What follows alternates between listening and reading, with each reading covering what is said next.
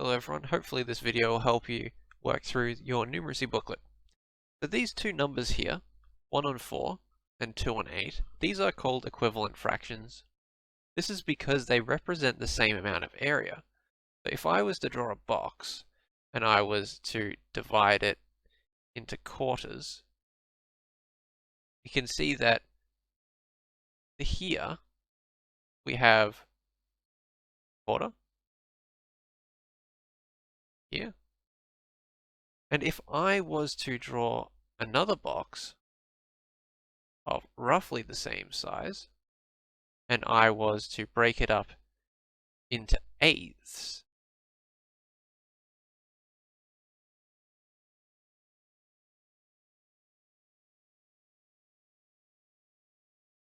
and I was to color in 2 of my eighths, you can see that these are roughly the same size.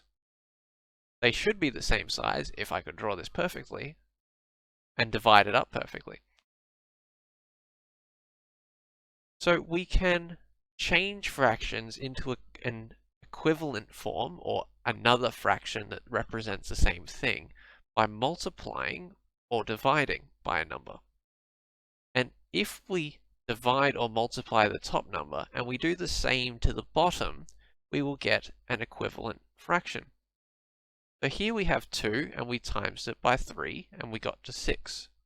Here we had a 5 and we times it by 3 and we got to 15. So these two these two fractions are equivalent. So let's do a couple of quick examples. So here, let's do this one first. So here I have 8 and I need to go to 24. Now 8 times what gets me to 24? Well, 8 times 3 gets me to 24. And now I want to go from 3 to something to make these equivalent. Now what you do to the bottom, you also do to the top. So we're going to times this by 3 as well.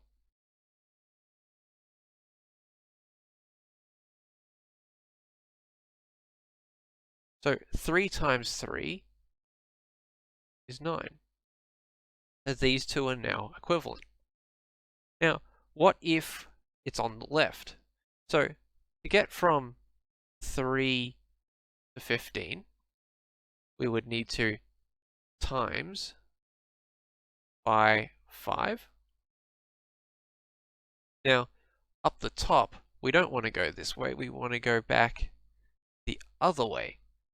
So if this way is times by 5, the opposite way is going to be divide by 5.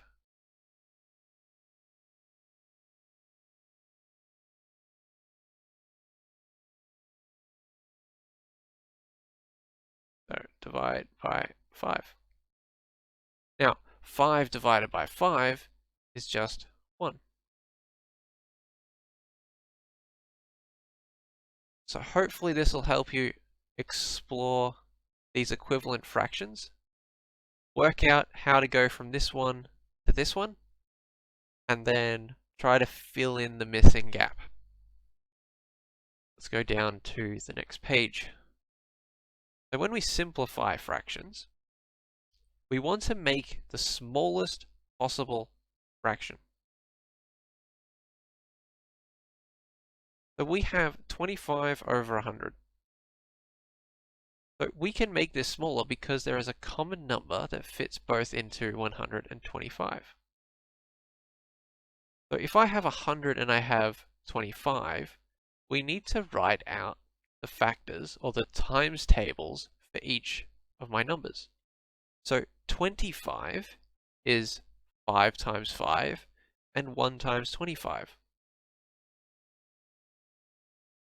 So we then write out our factors of 100. So our times tables for 100. So 10 times 10, 5 times 20, 50 times 2, and then 25 times 4. Now, we are looking for a number that's in here and also in here, but we're looking for the highest number. So we can see there's a 5 here and a 5 here, but there's also a 25 and a 25. So the 25 is the highest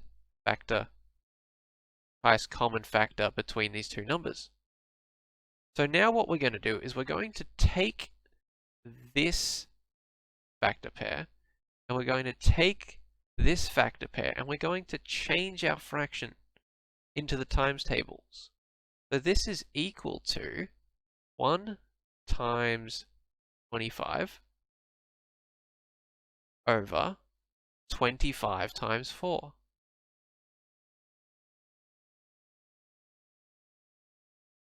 Now, these are both the same. So there's a 25 on the top and a 25 on the bottom. So we can cancel them out because 25 divided by 25 is 1. So that then just leaves us with 1 over 4. So this is the simplest fraction we can get for 25 out of 100. So let's do a couple more. Alright, so 2 and 8. Now, I like to do a thing called ears and legs. So we give our 8 some legs and we give our 2 some ears. So what's the highest common factor between 2 and 8? Let's write out our times tables. So a 2 is just 1 times 2. Pretty easy. An 8 has a couple. It has 2 times 4 and 8 times 1. Now you can see that we have an 8 here, but we don't have an 8 up here. So that's not common. Here we have a 2. Oh, well, we do have a 2 up here as well. So we're going to change this into these factor pairs. So we've now got, this is just going to be 1 times 2, and this is going to be 2 times 4. So we just substitute this one in and substitute this one in, and then we just cancel the thing that's the same on the top and the bottom. So we're just going to get rid of our 2, we're going to get rid of our 2, and this is just 1 on 4.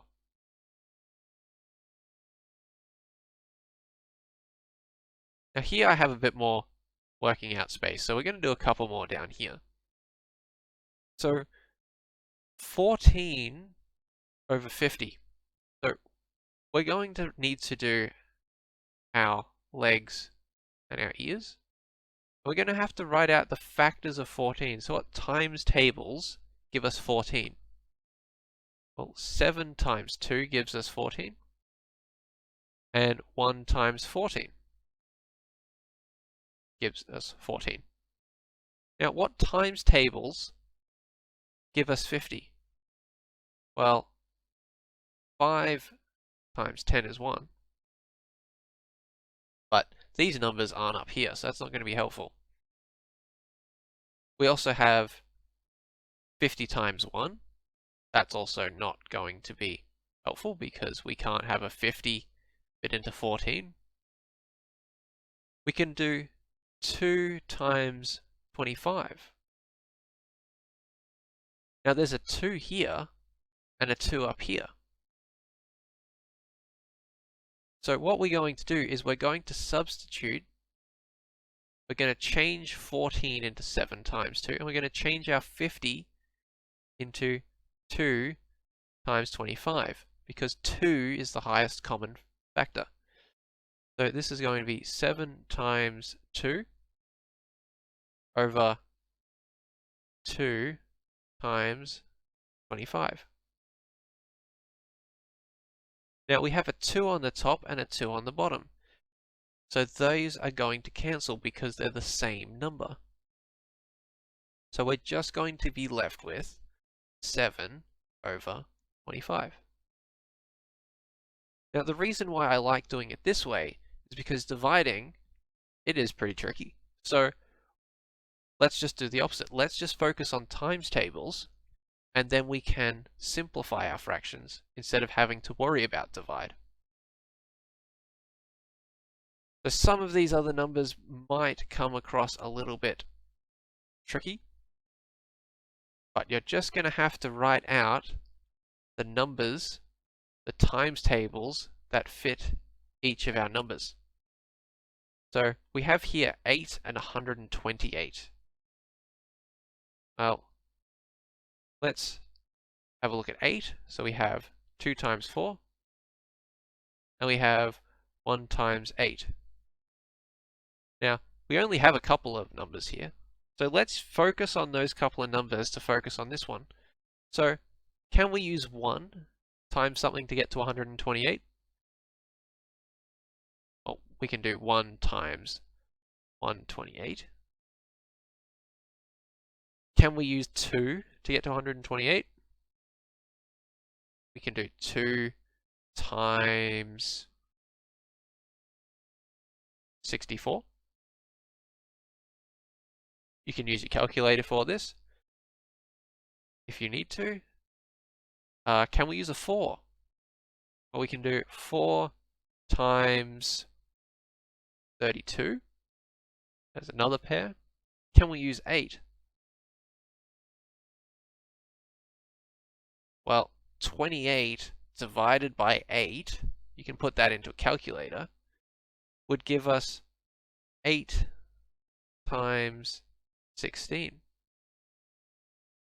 So now that we've seen all of our factor pairs, we need to find the highest common number.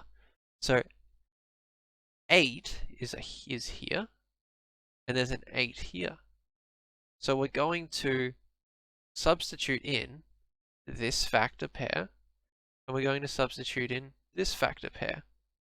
So 8 on 28 can be written as 1 times 8 divided by 8 times 16. Now there's an 8 on the top and an 8 on the bottom, so that's going to cancel. We don't want that 8 anymore. And then we're just left with 1 on 16.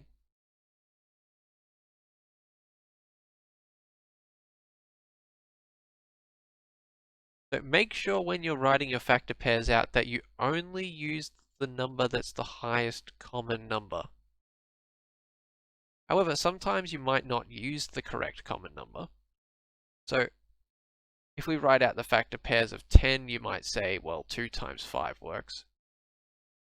And you could say here, well, 2 times 15 works. So let's just put that in. So 2 times 5 over 2 times 15. The 2's will go away. You're just left with 5 over 15. Now you can see that 5 fits into both 5 and 15. So we're going to rewrite this as our times tables. So 1 times 5 and 3 times 5. And then the 5's are going to cancel. So this ends up being 1 on 3. Now, it didn't matter that I used the wrong common factor. I just had to do it again. So by finding the highest number, the highest common factor, you can get there in one step.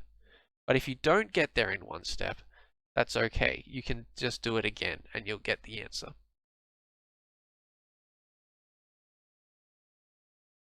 So this one here is just a color